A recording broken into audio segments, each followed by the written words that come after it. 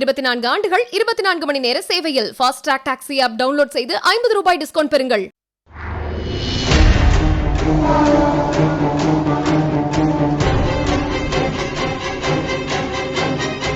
சமீபத்தில் தனியார் TV channel நிகழ்ச்சியில் ஒரு இளைஞர் ஒரு தடவைக்கு 20 தோசை வெரைட்டியாக சாப்பிடுவேன் என்று கூறியிருந்தார்.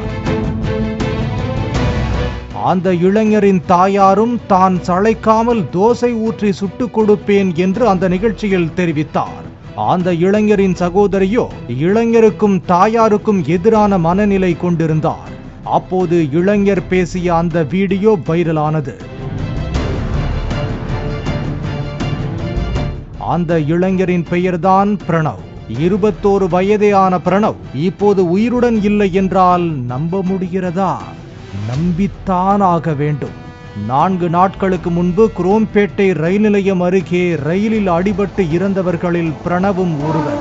பிரணவ் சோசியல் மீடியாவில் பிரபலமானதும் தனக்கு நிறைய பேர் போன் செய்ததாகவும் சிலர் பையனுக்கு கண் திருஷ்டி பட்டிருக்கும், எனவே சுற்றி போடுங்கன்னு சொன்னாங்க என்று பிரணவின் தாயார் ஒரு பேட்டியில் கூறியிருந்தார். தற்போது தன் மகனை இழந்த அந்த தாய் கண்ணீருடன் கலங்கி நிற்கிறார்.